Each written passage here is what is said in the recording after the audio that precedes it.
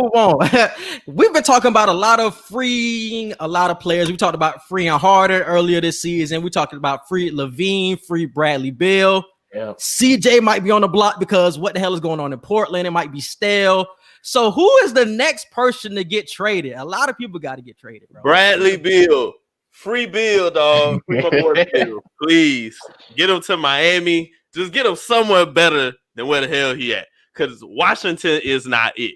No disrespect to Russell Westbrook, but their games don't complement each other. I just don't like it. He needs to be free. When he tweeted "Wow" today with all this Harden shit, it was him basically saying, I'm mad as hell. Like that was basically. I wish that was me. I wish that was me. So free Bradley Beal, CJ McCollum right now. I've been trying to think of where I would want him to go. Not so sure. I feel like Zach Lavine could stay in Chicago and make it work, but The thing with Chicago, they're just so young. It's like he doesn't fit anymore. Like he's still young. He's still like, what is he, 25, 26 still? 25, I think. Like he's still young, but it's just like y'all super young and y'all like so behind where I feel like his do you feel like he could fill that leadership role even though he's not like a real vet yet? He probably could, but it's just like your potential is greater somewhere else. Like you can actually be helping somebody right now and not wasting your time trying to mentor some players that I feel like are going to be in the same spot for the next 3-4 years moving forward. Like the Bulls, I don't see any potential moving forward with the Bulls. Right. We have Patrick Williams. What is Patrick Williams going to be? Kobe White has looked promising. I'm not going to short Kobe White at all. He has looked good, but it's just like, what are they? Like you missed on Wendell Carter. Whoa. Oh, that's not a miss in your opinion? No. Oh, that's not a miss. My fault. Well, how you feel about Laurie? That's what I'm saying. Like they have players that are playing solid, but not to that draft spot that they were picked at. Like Laurie was a top 10 pick. Wendell was a top 10 pick. Like all these top 10 picks are not reaching the potential that you feel like they should at this point in their careers. Especially when you see so many rookies come in and they're on the scene. Like we see them like instantly. And it's just like with the Bulls, everybody they draft is like, yeah, y'all need like 4 years to really develop it. Actually, that's why I said I feel like they should kind of stick with Lavine because of what you just said. It's like it's gonna take a couple of years, but we know it could work. But Zach Lavine is so talented, like you said. Do you really want to go through this process in Chicago, or do you want to just get added to a team where you're helping somebody get a championship, basically? So it just depends on Lavine on what he wants to do. Do you want to be that franchise player, or do you want to just be the number 2 guy until you know for a fact you could be the franchise? So we can go through each of these guys' situation. I guess we can start off with Lavine. So Malk, do you feel like he should be traded, or should he want to dive into this leadership role with the Bulls? I feel like Lavine is probably in the best situation out of all of them. As in, like, if he stays, that's not terrible. And if he gets traded somewhere, like, that would be the potential to be great. Right. So, but I mean, I feel like the Bulls got a nice little young core. They finally got an actual coach because Jim Boylan was the worst coach in NBA history. I'm a fan by that. Oh, for sure. No, for sure. Oh my God. But yeah, like I. But feel if like he was to get traded, where do you feel like his landing spots would be?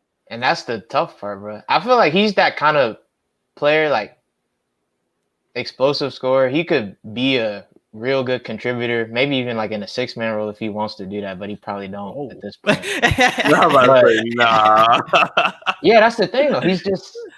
He's for better or worse, he's just a scorer though. Like he hasn't been improved too greatly as a playmaker, and he's like an average defender. I mean, that's probably an effort thing, you know. No reason to play defense when the Bulls losing all the time. So I don't know.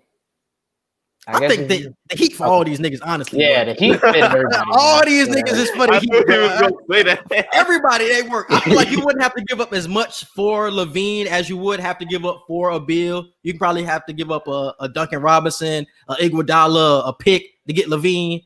When for Beal, you're gonna have to give up Hero, Duncan, a couple first rounders. So I feel like probably. Yeah, and Lavine he's not on the score like Beal is, but he's just as explosive though. Like we seen him almost get 50 a couple times this year. So I wouldn't be mad at any of these. But let's dive into the CJ situation. Edgar, I want to get your opinion on how you feeling about the Blazers and what's been going on with them throughout this season. Do you think it's time for a change? I do agree. I think Damian Lillard would stay between the two, between him and CJ. I feel like Damian Lillard, he's already said it in his career before. He doesn't want to chase rings, so he just wants to stay with the team he's been drafted to. You know, I don't blame him for that. The Trailblazers will always get to the playoffs as long as he's there. But in order for CJ to eat the way he wants to eat, I feel like he has to be traded in this situation. A couple of spots I was thinking for him, Atlanta, pairing up with Trae Young. I could see that because I remember you had said Trae Young already, and he's like the dark horse for the MVP race right now. I don't want to say he's in conversation, but he's a young dark horse in the MVP conversation. So pairing him with CJ, and we was already talking about how John Collins and them was saying he needed to change his game anyway. If you get CJ added to that, Trae Young can be that pick and roll player that moves without the ball. So I was thinking of Atlanta. But let me ask you about Atlanta though. Do you feel like they would find themselves in the same issues as Dame and CJ is going through right now? Because Dame and Trae have pretty similar games in my opinion. So and they really don't play defense. It's not really any difference between the two. But Trae is young enough to where you can get him to change his game. Damian Lillard is like, no, this the way I play. I've been in the league a while now. This is my game. Like, y'all gonna have to adjust to me. And Dame has earned that right as a vet now. And I feel like with Trae, he's still young. He's still impressionable. If you ask him to do these certain things, he'll do it if it's for the best situation for the team.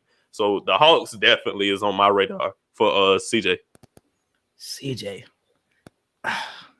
It was the Rockets for Harden before this trade went down because I just really didn't see any other destinations for CJ. I really don't. Mm-hmm. Like, he's a great scorer and all that, but it's just like,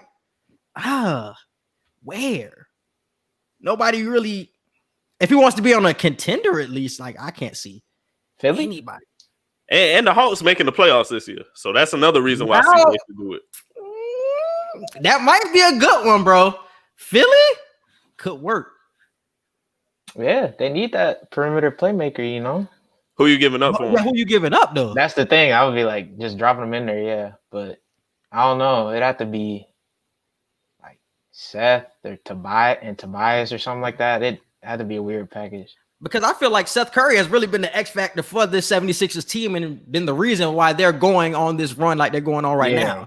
Yeah, so I would go with Tobias. Tobias, I can see that, but the Philly one that's solid though. So let's move on to Bradley Beal. He's probably the most desperate to get out right now. They're 3-8.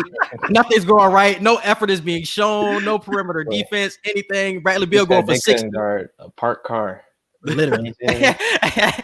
Bro is going for 60 and they're losing by 20. How does that make sense? It doesn't make sense. This experiment has totally went in the water, bro. I had them as the 8th seed, but that's not happening. That's not happening right now. So what are the Bradley Beal destinations that we're looking at right now? I feel like he has more destinations than a CJ would. Miami. Who else can I see him going to? Philly, like we just said. Yeah, Miami, Philly. The same teams for a lot of these players.